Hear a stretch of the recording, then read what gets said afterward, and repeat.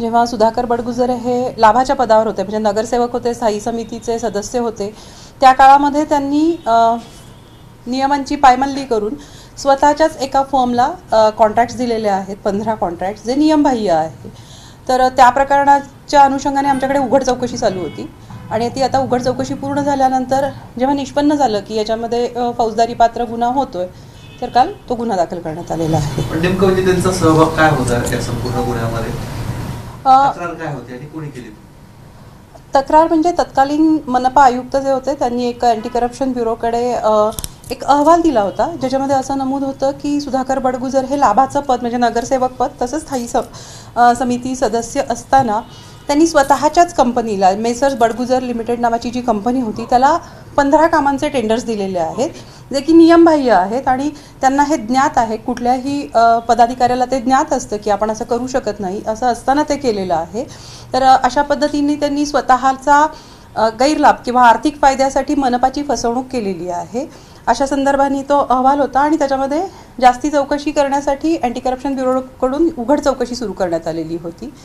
ती चौकशी पूर्ण झाल्यानंतर असं निष्पन्न झालं की त्यामध्ये तथ्य आहे, तसे डॉक्युमेंट्स वगैरे आणि पुरावे आम्हाला मिळाल्यानंतरच पूर्ण कायदेशीर प्रक्रिया अनुसरून आम्ही तो काल गुन्हा दाखल केला. बडगुजरांचं असं म्हणणं की या प्रकरणात एसीबीने गुन्हा दाखल करणं, महापालिकेने गुन्हा दाखल करणं अपेक्षित होतं. एसीबीने गुन्हा दाखल केलाय आणि यापूर्वी त्यांची चौकशी क्लोज झाली होती या सगळ्या प्रकरणामध्ये.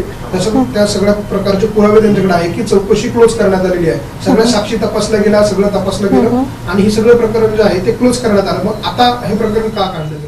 नाही, त्यांची चौकशी सुरूच होती, क्लोज अशी झालेली नव्हती आणि उघड चौकशी करण्याचे अधिकार हे अँटी करप्शन ब्युरोला आहेत. आणि आपण जर गुन्हा बघितला तर त्याच्यामध्ये भ्रष्टाचार प्रतिबंध कायद्याचं कलम 13(1)(ड) वापरण्यात आलेलं आहे आणि हा फौजदारी पात्र गुन्हा आहे, तर मग ह्याच यंत्रणा करतील ना त्याचा तपास. त्यांचं म्हणणं असं होतं की कोर्टाकडनं त्यांना ऑर्डर आलेली आहे की 2011 मध्येच हे प्रकरण निकाली काढण्यात आलेलं आहे आणि म्हणजे जे म्हटलं गेलं की बनावट कागदपत्रावर, तर असं नाही त्यांचं म्हणणं आहे. ते चौकशीमध्ये निष्पन्न झालेलं आहे, ते सुद्धा वेळोवेळी चौकशीला आलेले आहेत. इथे त्यांचे पार्टनर्स आलेले आहेत, त्यांच्या पार्टनरपैकी एक त्यांचा सख्खा भाऊ आहे, ते इथे चौकशीला आलेले आहेत.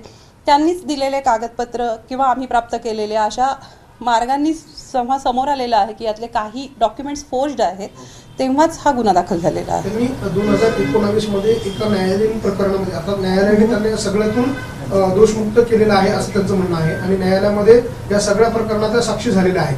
2019ला ह्याच प्रकरणामध्ये ते न्यायालयात गेले होते आणि न्यायालयाने या सगळ्या प्रकरणामध्ये त्यांना दोषमुक्त केलेला आहे असं त्यांचं म्हणणं आहे. आणि एसीबीने हा गुन्हा दाखल करताना न्यायालयाच्या या सगळ्या बाबींचा तपास केला नव्हता असा प्रश्न विचारला गेला.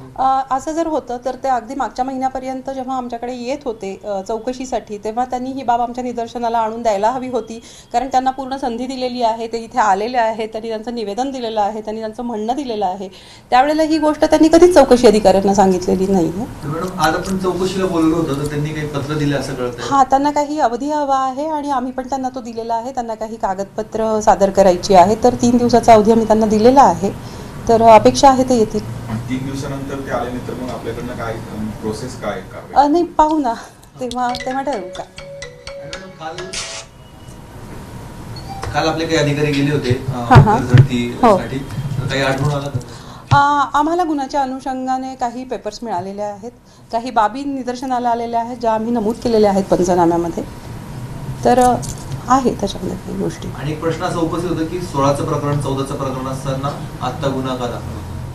उघड चौकशीला काही कालावधी लागतो, तो घेतलेला आहे आणि पूर्ण सखोल चौकशी ज्याला म्हणतो ते करूनच निष्कर्षाप्रती आम्ही आलेलो आहोत की याच्यामध्ये फौजदारी पात्र गुन्हा होतोय आणि मगच तो गुन्हा दाखल झालेला आहे. एबीपी माझा, उघडा डोळे बघा नीट.